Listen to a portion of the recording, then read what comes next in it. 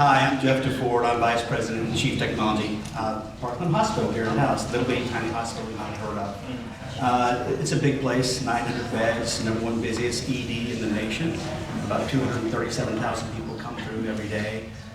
We give birth, we facilitate the birth of 2 kindergarten classes every day. I've been there since 2017. Not a healthcare guy, but I became one pretty quickly. So enough about me. I think, Robin, you asked that we talk about something fun that we do. I ride dirt bikes when I'm not working. But let's bring up our panelists. He's a maniac. Myra, I'm where not are kidding. you? He's not. Myra, Carol, let's go, Myra. Come on up, people. Myra is the director of Keysight Technologies, and she's going to tell us a bit about herself as well. Hi, nice to meet everyone. So I'm not a Texas transplant, but my sister has moved from LA to Frisco. So this is the second home away from home visiting her. I'm a mother of 2, and I've been in tech a long time, though not always in the cybersecurity space. I originally started out in the hard sciences with chemistry. In my off time, I actually do chemistry lab kits with my kids, just to keep them from not, watching TV and doing crazy things. Carol has joined us. Carol is the director at Texas Capital Bank, and she's going to introduce herself. Hi, it's great to be here, and I got to see a lot of faces I haven't seen in a little bit, so that was exciting as well. I'm Carol Weaver. I'm Director of Information Risk at Texas Capital. We used to be a bank, now we're so much more, so a lot more than just a bank. Check us out. In my spare time, I like to play pickleball, ride bikes. We'll have to go for a bike ride. Anything that gets me outside, swim, boating, whatever that is. So, maybe I'll meet you on the street sometime passing in the bike. Thank you. Brad Sexton is with us. He is the CIO of Terribles, which has broad regard as having the coolest name ever. And I got to talk to Brad. He's going to tell us more about what he does. I think his span of control is the most interesting and diverse portfolio I've ever encountered. So Brad, tell us about yourself. Yeah, so I'm Brad Sexton, the CIO of Terribles in Las Vegas, and it's an interesting company. I've lived in Las Vegas for 20 plus years, and we always see it as a convenience store and gas station, but it has so many other pieces. We have a parking garage, off-road truck manufacturing, quick serve restaurants, taverns, 2,500 slot machines across the state of Nevada, which is more than the MGM slot floor, so just so you know, and plenty of other things. But in my spare time, I like gaming, and I just got into racing. We'll talk about road racing. So it's a lot of fun, and it's expensive. It is. All right, where's Snehal? Right here. This is Snehal Anthony. He is the CEO and co-founder of Horizon 3 AI, and he's got lots of things to share with us. Awesome. Thank you guys. Snehal Antony. My background, I was a CIO at GE Capital, and then the CTO of Splunk, and helped grow and scale that company. And in 2017, left industry to serve as the first CTO within U.S. Special Operations, which is the hardest, most meaningful work of my career. And if anyone gets a chance to serve, or if you have served, thank you. But it's something that I encourage everyone to go off and do in one way or another. And then once I finished my tour within JSOC and Special Ops, started Horizon 3. A third of my people are former Special Operations, NSA, and CIA type offensive cyber folks. 2/3 are nerds and skinny jeans that know how to build, ship, and sell software. And so I hope you get to learn more about us and more about Zeta. I have 3 little kids. So like some spare time, the whole spare time.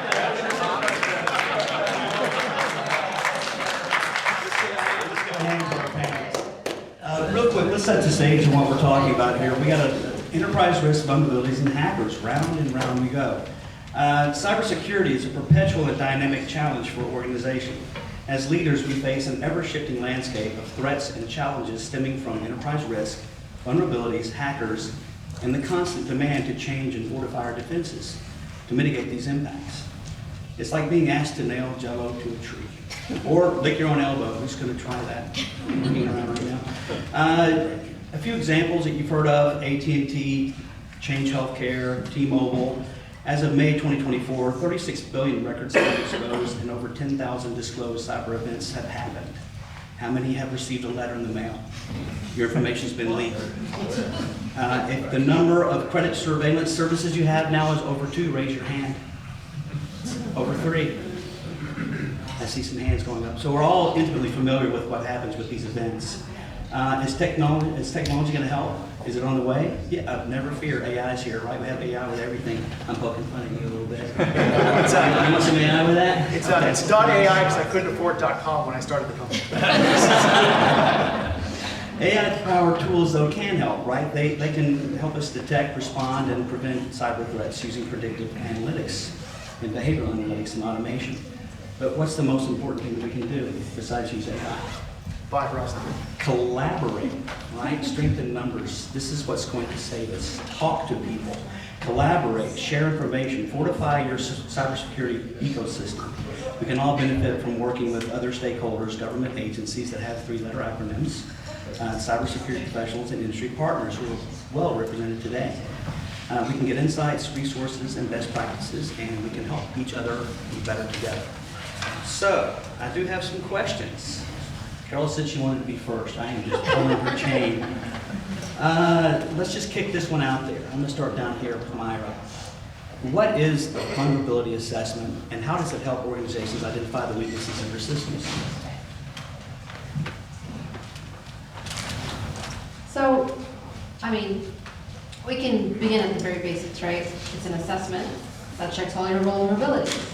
Now the question is, what is a vulnerability? What are we looking for?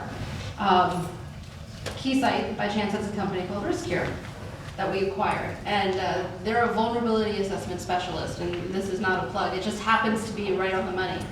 And what they do is vulnerabilities can exist in so many different places and encompass a lot.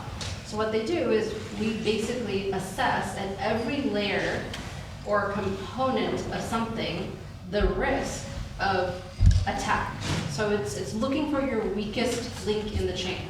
And this could be at your hardware and components, right? So it could be at your processors and your board level.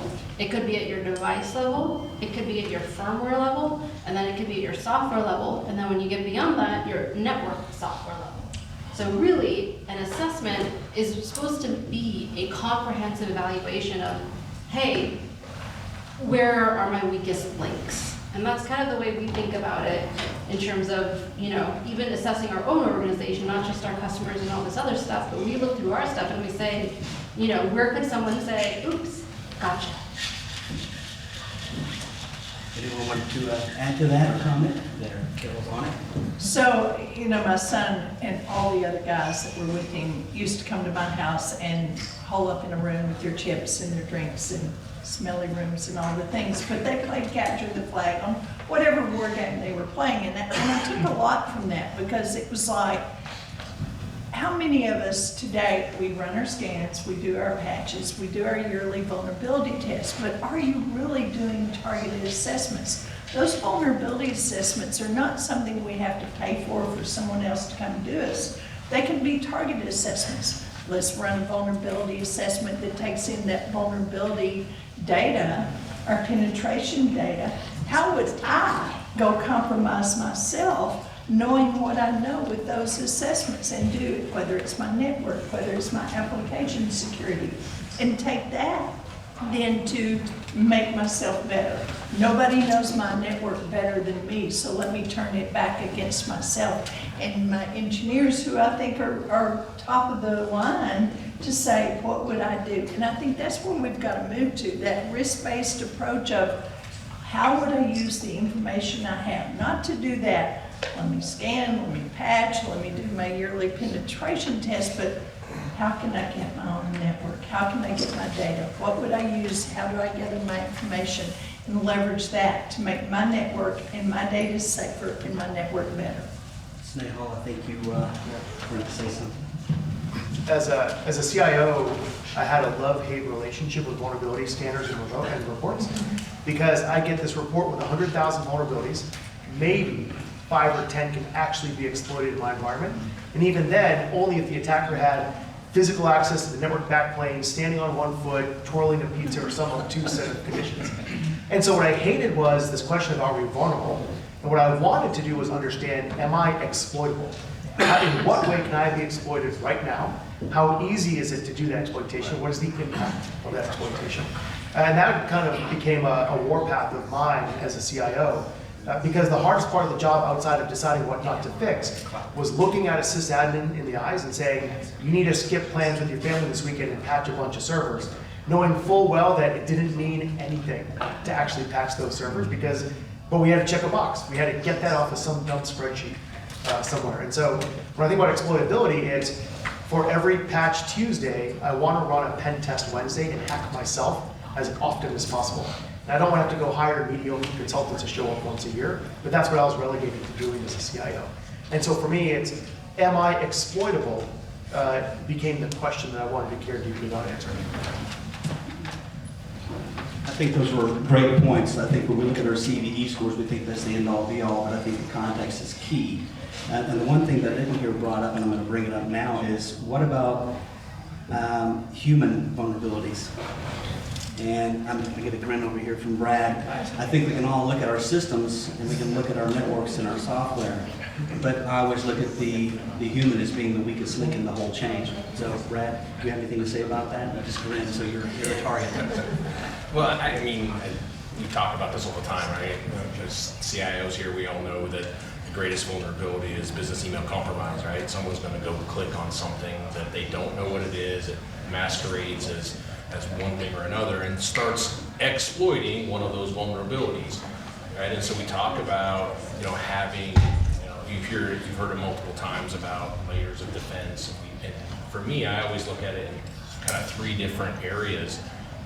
So, we have vulnerabilities, right? And so we talked the 90s and the early 2000s, we have vulnerability scanners, and you get this list of vulnerabilities, again, without any context, and then we've evolved into other technologies now that you can start getting context with that, right? So laying in your own environment, and then in the network environment, we talk about what's authorized on our network, right? We can't protect what we don't know about, right? So you want to be able to understand what your environment is and what's there, whether it's individuals, it's devices, it's applications, whatever the case may be, right? And so you have your change management process and to be able to authenticate that piece. And then the last part is remediation, right? So patching these environments and being able to plug those holes that these people are coming down to. So I look at this as kind of a 3-legged stool, which if you put it in the right place, it can be fairly stable.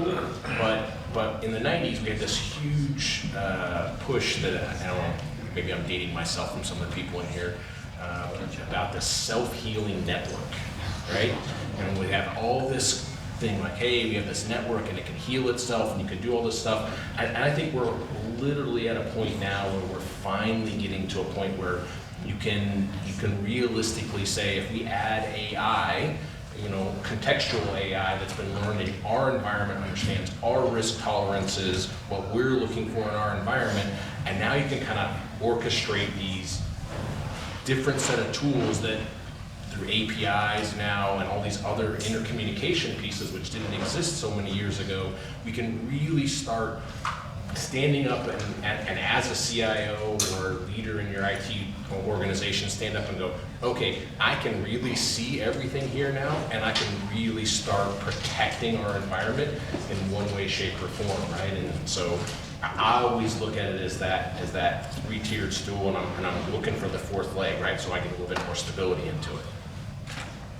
Outstanding. I'm going to go back to the patching quagmire. Who's sick of Patch Tuesday? I'm sick of hearing about it. You're behind. You're always behind. It's hard if you can't catch up, right? It's mustard. You just can't catch up with patching. The number of patches that are coming out now are at such a volume and a trajectory. I'm going to ask. I'm going to pick on Snehal because he talked about Patch Tuesday, so you're going to heat up on this one. What's the impact of unpatched vulnerabilities, and how can we stay up to date? This is a big one. Yeah. So it's actually worse now than it ever was, because CISA is a blessing and a curse from a cybersecurity standpoint. So when you think about CISA's ability to talk about key exploitable vulnerabilities or these celebrity CVEs that'll hit the newswire, it's great because it raises a ton of awareness around cybersecurity. It compels people to take action. You know that this particular problem is being exploited in the wild, and you've got to move out quickly. But it also creates a fast follower mindset on the attack side. So once something has the spotlight shined on it by CISA, you know the attackers are going after that particular problem. So suddenly time is the enemy, more so than ever before. Because once something becomes a CISA KEV, you've got 7 days or less to find every occurrence of it, fix it, validate it's been fixed, and prove to your leadership that you're good to go. And so I think that Patch Tuesday is absolutely irrelevant now, because you've got to be patching all the time, especially in the context of CISA KEVs to ensure you're not exploitable from that point of view. I think that that going forward, it's going to get worse. Every time you get a CISA KEV, it's not Patch Tuesday, you got to treat it like an IT outage. You got to surge all your resources, quickly fix this problem. So it's becoming far more disruptive today than it ever was, especially when I was a CIO. And so that's why I'm not a CIO anymore. Anyone want to add to that? I just say that I think that it puts us in a, you know, the way you explain that, it puts us in this reactive state, right? And we've tried so hard as a community and as an organization and as leaders within our organization to be proactive, right? To be looking at what's the next piece coming down, and things like CISA and this other stuff is just making it even more difficult for us. And then our leaders open up our CEOs, Snehal, who opens up the paper the next day and say, oh, it's CrowdStrike, and now you have 25,000 questions to ask about and answer about CrowdStrike, and you're not even a CrowdStrike customer, but you got to spend 3 hours trying to educate everybody on what it means. Well, we just touched, we just put a little lemon juice on that paper cut, didn't we? Well, let's talk about that, right? Because software development, and what do we do if we're either deploying our own code, we're rolling our own, so to speak. I know I'm a bit crude, but it's kind of a fun thing to say. We roll our own, and how do we make sure it's safe? Or we're buying someone else's code that they've made for us, pre-rolled. We're buying our pack of camels, right? Let's pick on CrowdStrike. How do we know we're good? How do you know when it's good? I got to ask. Anyone want to comment on what your processes look like, or your approach to dealing with development code and making sure you're safe when you put something out there? A little bit of you. Cool. I'm good, man. I'll answer some a bunch of hats. So first and foremost, if you're an attacker, the amount of effort to find a 0-day in custom code for a hospital or whatever is significant. And the resources required to do that 0-day research of your custom code means you are a target by a very well-resourced organization. And if that's the level of focus they have, they are going to get in. And in those scenarios, you just have to assume breach, and you've got to make sure you can reduce the blast radius of a compromise. Which is why, even when I was at Capital, my application security strategy was very much static security testing tools, dynamic security testing tools, and targeted bug bounties on critical applications. And that was kind of good enough.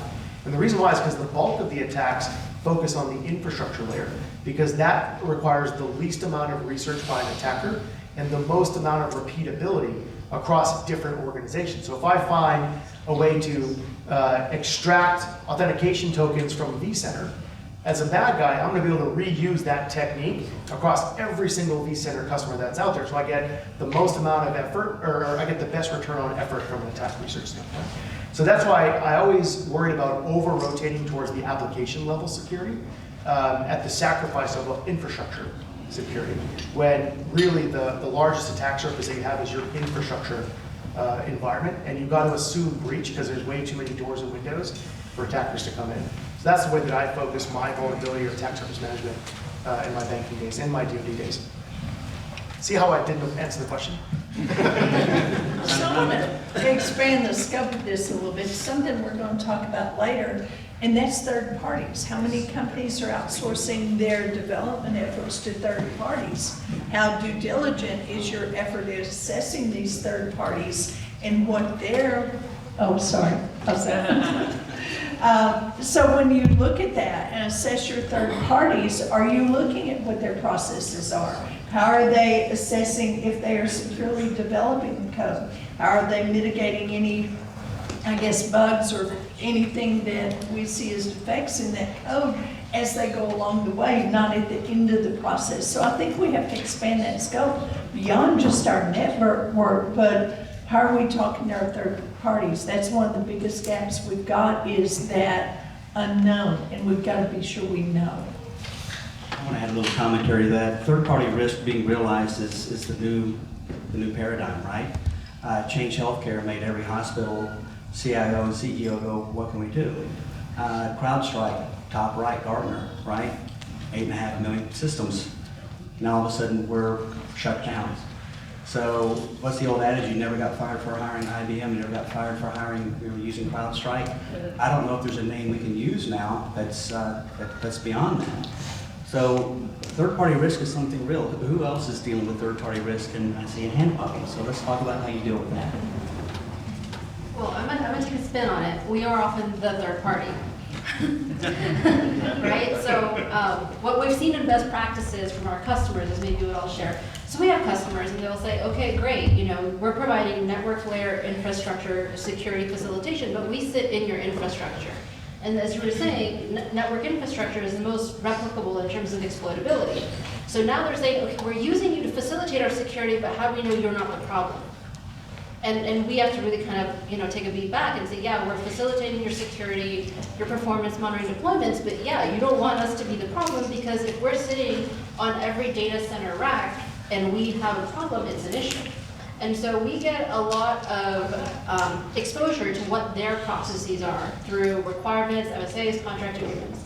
And some of the interesting things are everything from, they will take copies of our software. And so it's not enough that we say, hey, when we release, we run a black duck scan and here's our remediation and everything. They're like, great, thank you for doing it. Now we will take your software package and we'll run Rapid7.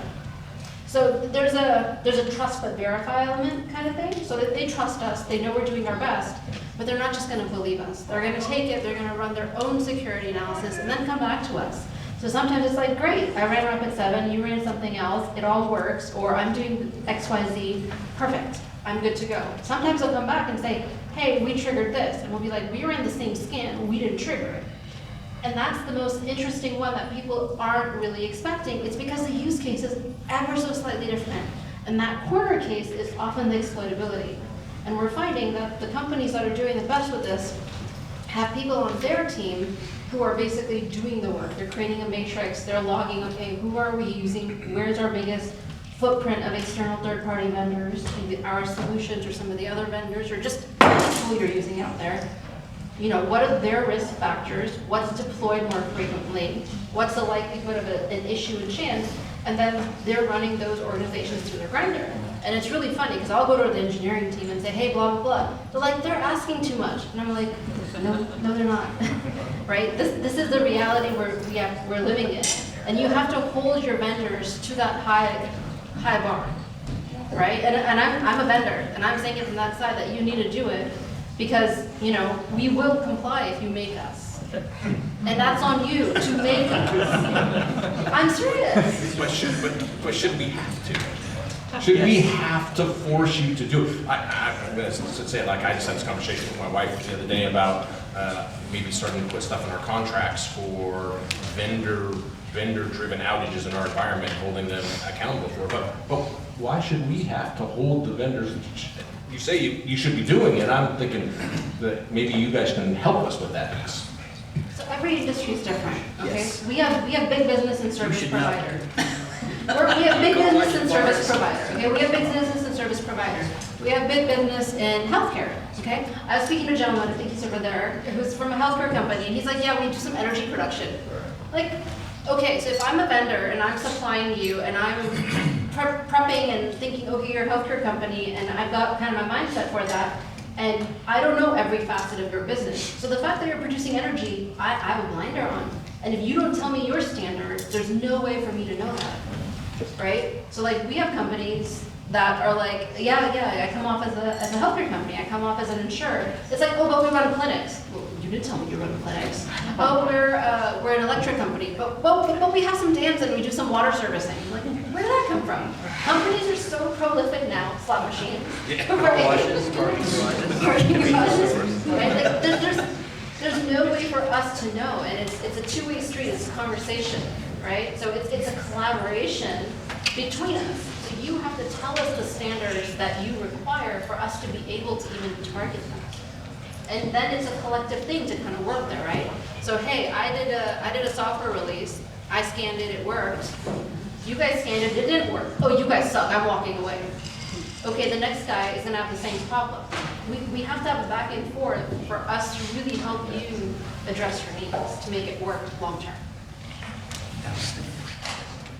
That was a great answer, and I was thinking what you were saying about every industry being different, so that was pretty good. Reputations of vendors, don't take those for granted. Who here uses reputational scoring systems for your vendors when you're buying solutions? Yeah, who here is willing to bet that CrowdStrike took the reputation score last week? We all do, and that's a baseline. It's not the absolute truth. It's not carved in stone. Just because someone did their assessment on it doesn't mean it's the right thing to do. But it goes back to all those questions. I think you had some really good points on trust but verify. Jeff, And- can I ask a question? Yeah, please. Well, okay, so when you pick your vendors, do you look at the investors? Do you look at who's invested in the technology? Or are you just centered on how the technology works and all the bells and whistles, right? We look at investors, right? So it might be a good idea if you pay attention to that. How many of you look at the company's investors? Always. Oh, you're deluded. You're on Series D. That's right, okay. We're out on that one. So that's a great point. So this is why we have this type of engagement. So you guys, if something comes up, throw your hand in the air. Let's get some dialogue and some questions. We're going to move on. I got one for you. You got one over here?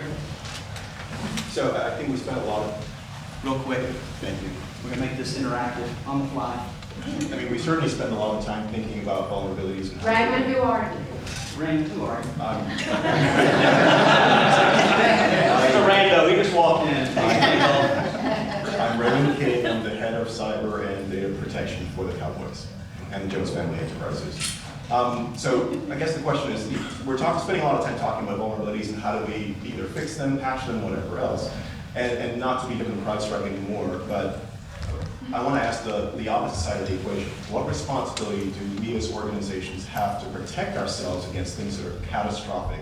And I'm thinking Delta. How much time should we be spending on, business continuity planning, identifying impact and but I have to ask that question, right? Because 2 or 3 years ago, in the wake of Kaseya and Log4j and all these other things, we talked a lot about SBAR. We want to know that chain. Who is our supplier? Who's our supplier's supplier? So what responsibility do we as organizations have to really have great visibility into what is our greatest point of failure and how do we plan for that and sort of put mitigations in place? Great question that actually made the list. You did a really good job of articulating that. Who wants to take a shot at that? Number one. Okay, so I think that's one of the key things we've got to look at. In banking, there's a couple of key vendors that every bank leverages. What happened if one of them went out tomorrow? What's your plan? Have you even thought about what that plan is? Who would you use or what would you do? Could you take it internally? And if you haven't stopped and done that assessment, then that needs to be on the radar tomorrow. Out of your third-party vendors, going back to previous conversation, are you making sure that every tier 1, tier 2 vendor is giving you their plan? Do they have one? Do they test DR? Do they give you a copy of their results every single year? Are you following up with those vendors? So I think that reliance on a couple of vendors and making sure that you know what your plan is if one of them goes down tomorrow, whether that's from ransomware or something else, making sure that you understand what that business continuity plan, what that DR testing looks like for all of your tier 1 and tier 2 is critical to your business operations and your actual business resiliency. So I originally started my career at IBM on the mainframe. I spent time with the largest banks dealing with business continuity. What? You're aging yourself. 44. We're good to go. So in every bank, you forced failover every month, if not every quarter at least, because it was your burden and ownership as a CIO to prove business continuity and disaster recovery. And even at GE Capital, we had to force outages to prove that we could recover. Because you don't want to learn how to deal with crisis in a crisis. You want to build the muscle memory ahead of time so that you just know what to do. And it's actually a lesson from the Special Operations Committee. For those that serve in the military, you train like you fight. And if you're not training like you fight and assuming breach and exercising your SOC response, assuming an outage, exercising your disaster recovery processes, assuming failure of particular systems and services, so you can exercise that and you have an outage, it's on you. As the CIO, you're accountable for it. As the COO, you're liable for it. And it isn't someone else's problem. You have to train like you fight. And that's the difference between those that manage through the CrowdStrike outage and those that suffer from it. So later on, we're going to talk about instant response. Yes, I think that's maybe a motto we need to have, train like you fight. I love it. I love it. Myra's got some, I'm gonna pepper this with a little bit of seasoning here. Whose responsibility is it, right? An IT outage the dwell time of a ransomware attack's down to about 5 days now. The recovery time's up around 21 days, over 30 days. So is it IT's responsibility to drive business continuity or incident response? I'm gonna add that just for a little color. If anyone wants to come back to that one, I think that's a great point to talk about. But Myra's chopping at the bit. You peppered it so well for my analogy. So I mentioned at the beginning that I'm originally from hard sciences, from chemistry. So we're on the cyber side, right? And we're seeing a lot of convergence of IT and OT, and it's really funny because OT doesn't have the experience that we now have on the data center side. And we mock them a little bit like, oh, you don't know how to secure your devices, you didn't know there's a camera at your site or whatever, right? But we gotta take the flip of that. They are the masters of physical security and getting operations up and running. So a chemical plant is highly designed for failover at every level, right? Think about a nuclear reactor, think about chemical production. They don't say, oh, it's your responsibility or so-and-so's responsibility. When something goes awry, everyone is on deck. Everybody is trained to react, to comply. They know where the poles are. They know where the gates are to shut off airflows, contamination, water line, piping, blocking. So getting backing up, it's an organizational event. Yeah, you have to take track of your vendors and all that, but you got to design like that, right? We even militaristically, right? We don't design for one spot. You design layers. You have drawbridges, right? Maybe not drawbridges these days, but basically, we have remotes in our drawbridges and everything that kind of fit in. That's like, okay, if not here, then I'll stop him here. If not here, then I'll stop him here. And you have these many points of protection that really help you get back up and running and kind of safeguard you. We had a customer we met earlier. They're like, this is why I can't go all cloud. I need something physical because when I'm locked out, I need to drive there, I need to log in and fix everything. Right? And you have to create those safeguards for yourself and design that way. Outstanding. I want to touch on the incident response plans that we talked about a bit. So we're getting on that pretty good, but I'm going to pick on Brad because his business models are so diverse. You have so many verticals in your portfolio. How do you even start with incident plans for your spectrum that you have under your control? I want to hear your response to that because I think you're going to impact a lot of people here in the room. Yeah, so I've been in the organization 16 months now. And when I walked into the organization, organizationally, we had no idea how we were going to respond to any kind of issue. And so over the last 6 months, one of the things that I've really done is not only sit down with my other business leaders and figure out, what we do and all the different pieces of it, but started with the most critical part of our business, all the different businesses, right? And convenience stores and gas stations make up about 85 to 90% of our business. So I started in that operational environment and sat down with those leaders and said, okay, let's just assume that all of the back-end systems go away. What are you gonna do? And they all kind of looked at me and went, I don't know. And I said, okay, so let's start there. So we went through the process of about the last 4.5 months of really documenting timelines, windows, what it would take to restore. We worked through our backup process and started really looking at what we can do from a immutable backup perspective. Can we take stuff on-prem? Do we have to move it to the cloud? All these different strategies to figure out how we can recover from this. And ultimately what we've come down to is we've got 30 days. From the time that our core systems, if we get a ransomware attack, and our core systems, our ERP and our back-end system is compromised, we've got 30 days before we need to get that system back up, or we need to change our manual processes. We can operate in the manual process in all of our environments for 30 days, and after that, we have to, either get another set of backups, another piece of it, or restore. And we're in the process, we're in the final stages now of actually going to try to test that plan, right? So we're going to see, okay, now I know I can restore from a backup into a different environment. That took us, thanks to Microsoft, probably 3 months to figure it out and how to get that piece done. And now we're in a process where we can say, okay, I can test this. And when that piece is done, then we're going to go to the other verticals in our organization and walk through that process. And ultimately, that disaster recovery is going to lead to the playbook from our incident response, right? And so then we'll have we'll know what we have to do on the other side to better react and what questions to ask and where to start following through. So engage your business counterparts, right? They have a seat at the table. It's not an IT-driven process. We're always asked, what can you do when our systems are down? Like, well, we have to get your systems back up, so you got to run the business while we get the systems back up. So you need to focus on how you do that until we do our part.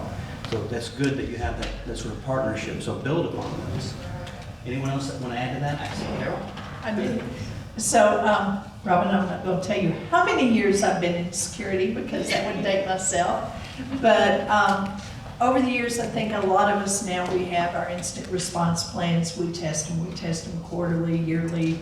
We go all the way up to the board, make sure everyone knows their responsibilities. But, my caveat is I've been in a long time, so this is not a Texas Capital thing, but over the years of experience, one of the times we tested our instant response plan was to do mini tests, right?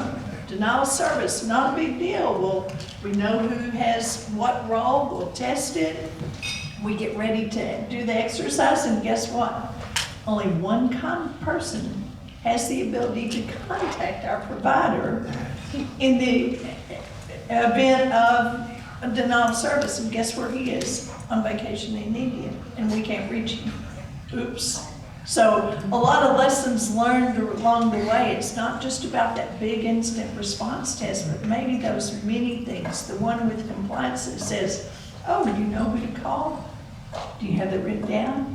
Who's the point of contact? So not just those quarterly tests, the annual tests, that all the way up to the board or the IT, but what about those little mini pieces of it that you need to test? Those sometimes can be just as important and your Achilles heel as you start to develop that plan. I think building on that great articulation of the importance of training like you fight.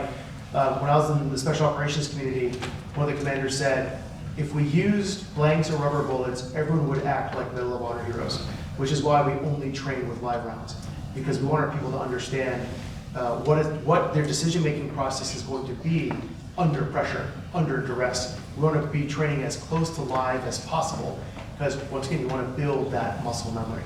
And so similar even to like tabletop exercises drive me nuts, because you're going to get together once a year with a buffet in the back and a round table, and everyone's going to simulate how they're going to behave in an outage. It ain't like that. It is not pretty.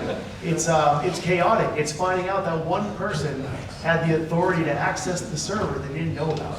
And so I think that is the fundamental difference between a high-performing and resilient organization, is they've kind of indoctrinated this belief of training like you fight and making decisions under duress like you would in a live environment, versus those that theorize in PowerPoint. And I think that we're going to see more pressure on organizations to move up into those live type drill environments. Those are all great responses. We have one out here. We got a couple out here. Let's behind you there. Yeah. Oh, is it on? No, now it is. So my job, I'm a breach coach. So I've handled thousands of incidents, hundreds of ransomware cases. And what y'all are saying is exactly right. The problem we see, that I see from where I sit, is most people in this role don't understand the difference between incident response and catastrophic or critical incident response. and they don't know what it feels like to be at that point when you can't reach the person you need because the systems are down or whatever. And so learning to think not of incident response that you deal with every day in that routine manner, but of that catastrophic or critical type event, changing that mindset really just changes the whole world like that in how you see it and prepare.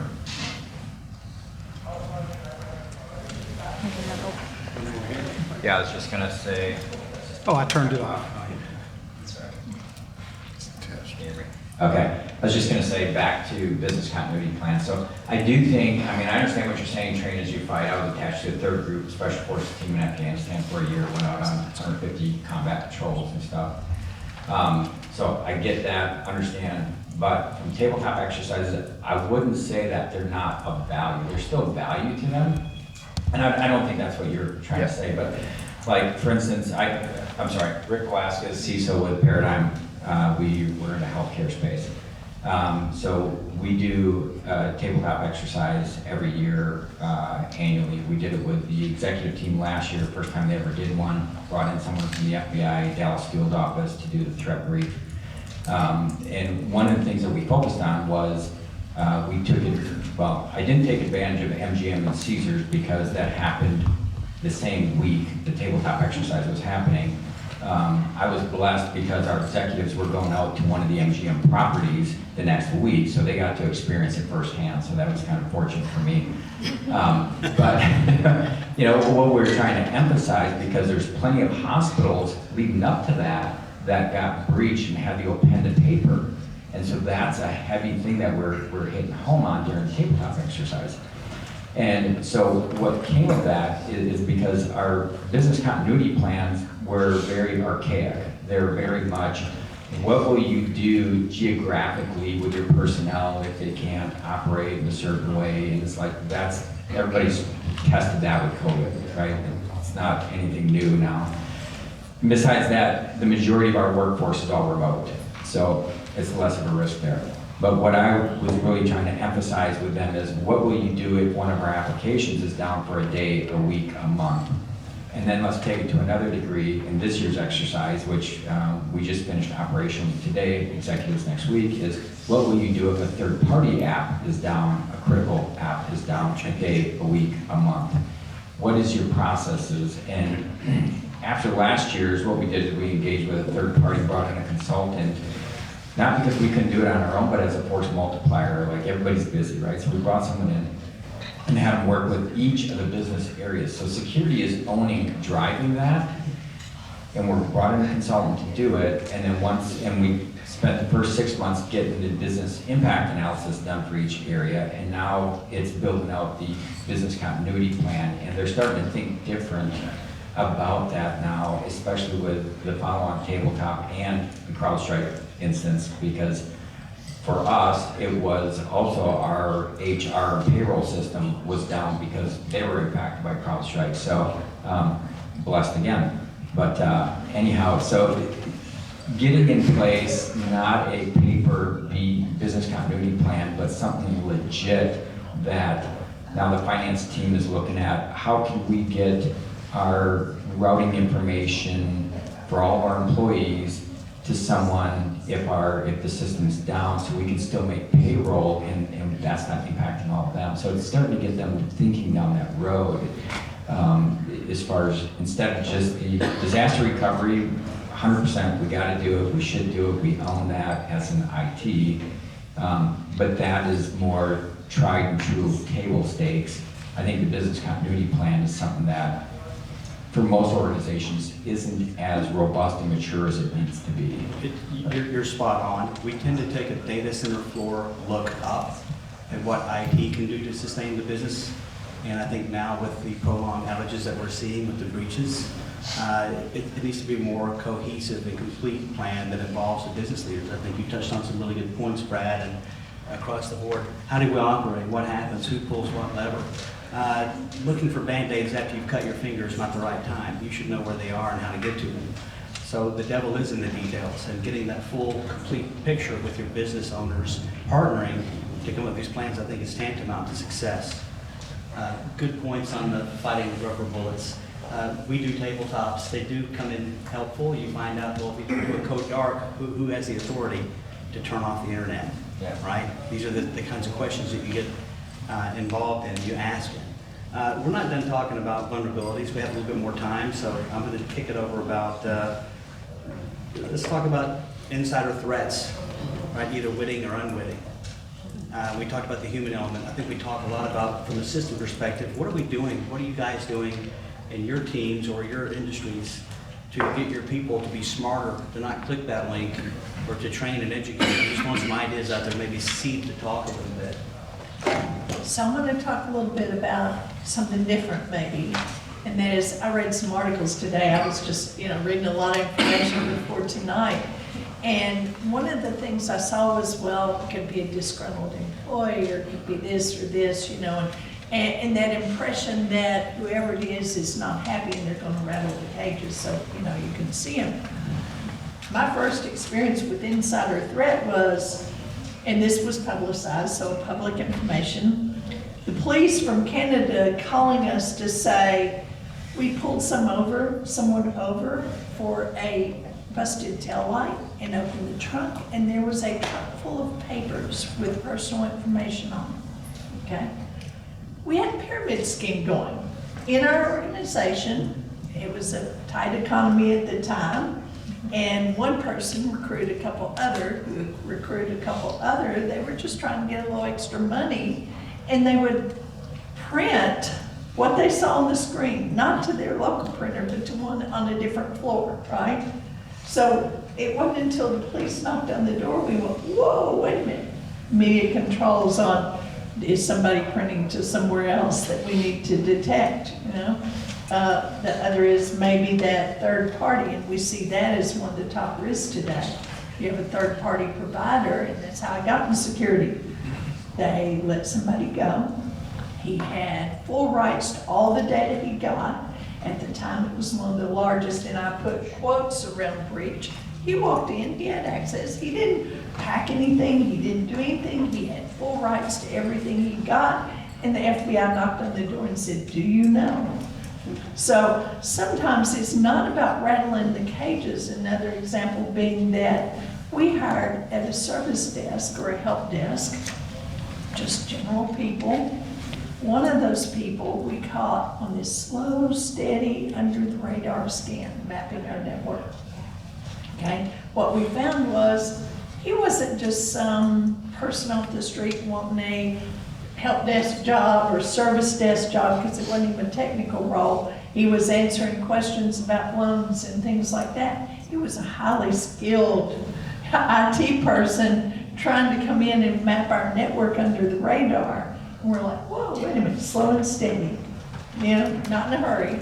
So I think sometimes it's not about that person rattling the cages, but it's about that threat that is that under the radar. They're not in a hurry, they're slow, they're steady.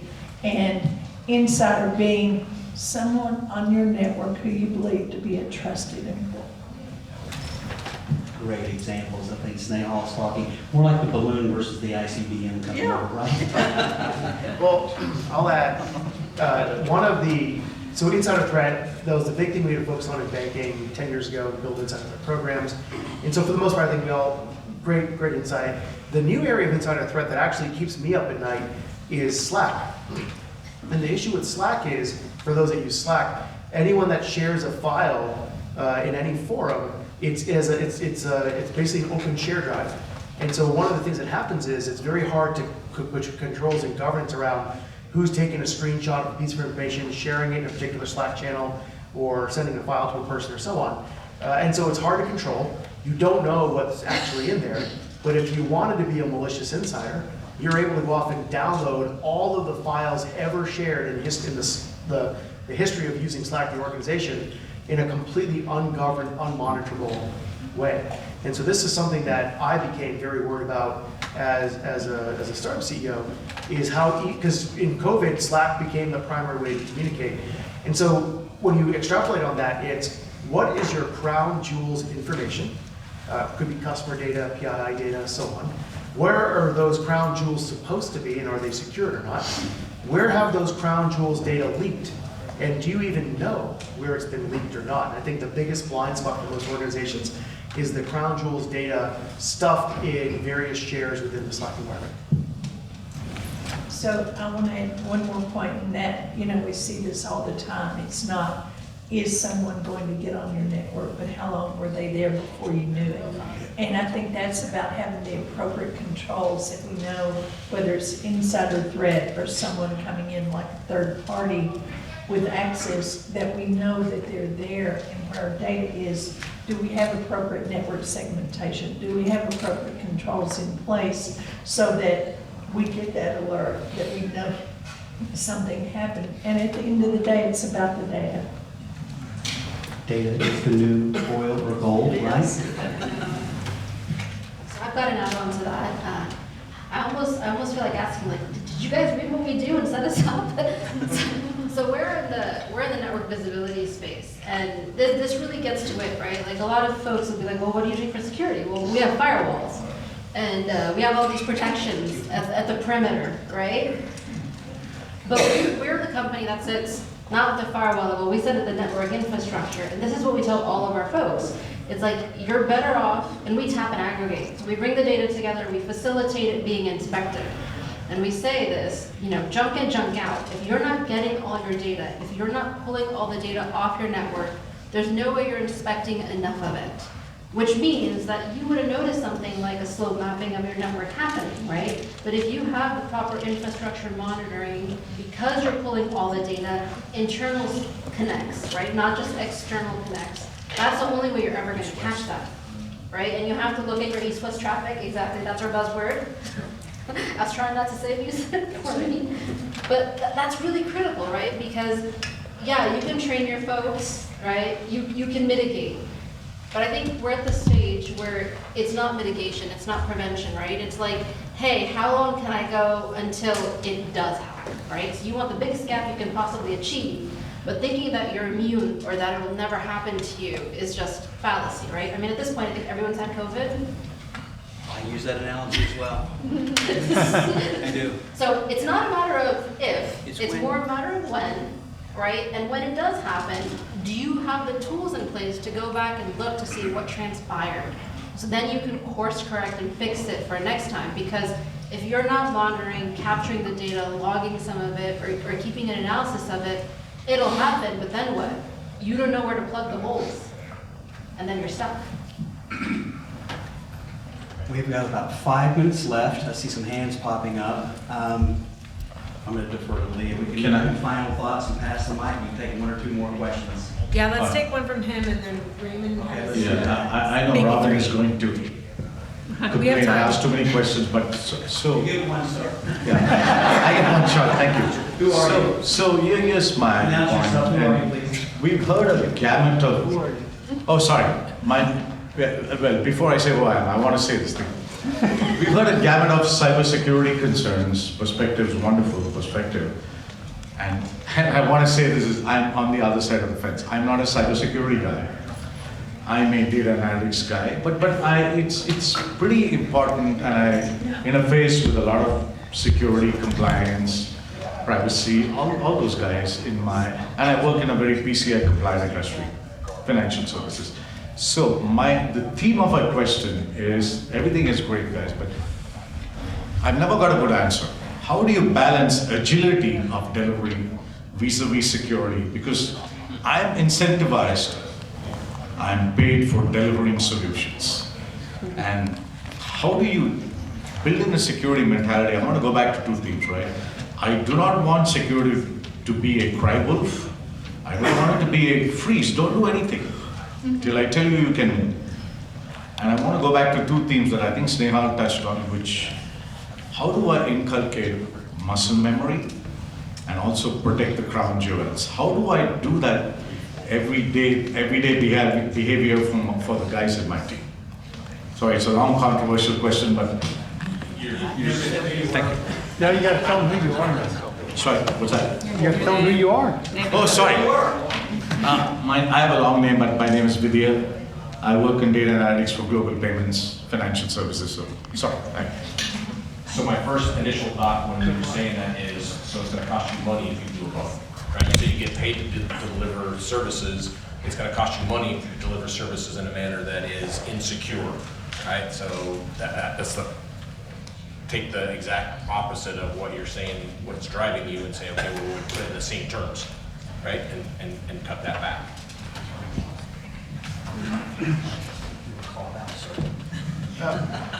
I was on my phone. What are we talking about? Next question. I can answer that. We have another audience member. Microphone, pass the mic. First of all, thank you. You kind of stole the question from my mouth. That's exactly what I wanted to ask.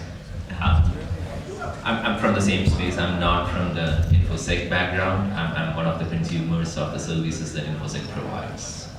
In other words, really value the services, really value the insights that you guys brings in. But more than often, there's a joke in my team. It's like InfoSec is being paid for being paranoid.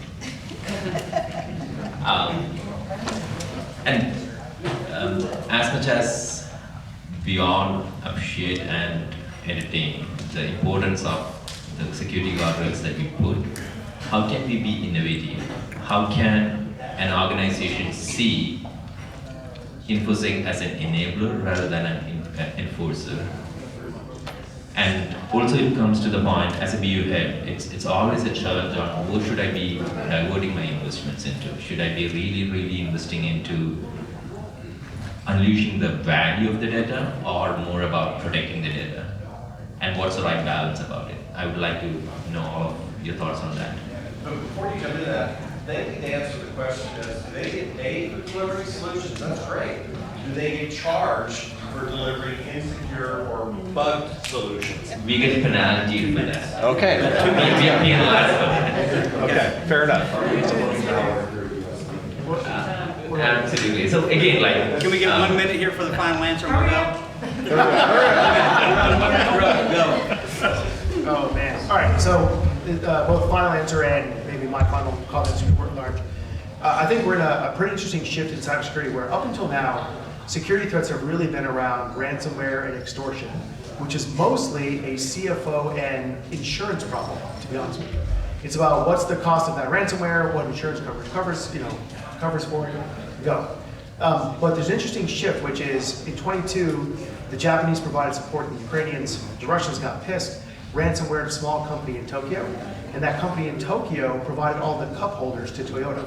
And due to just-in-time logistics and lean manufacturing, Toyota shut down 28 production lines, and it cost them almost $400 million in economic harm over cup holders. The flex from the Russians was not that they could ransomware this small company, it's that they knew where to apply the least amount of effort to cause the maximum amount of pain. So what we're entering is this era of cyber-enabled economic warfare, and it's now a COO business continuity problem, and especially for that 50-person ball bearings company, back to third-party risk, that has no ability to secure themselves, and how do you improve the security posture of your critical suppliers, sole suppliers, lean manufacturing types, and so on. So I think that long-winded answer is data security and ransomware was an insurance problem. Now we're shifting towards nation states trying to achieve national objectives through supply chain attacks and so on. Closing thoughts. Get to know your field office. Go to the FBI. Talk to your neighbors. Talk to your peers. Use forums like Elevate Xchange.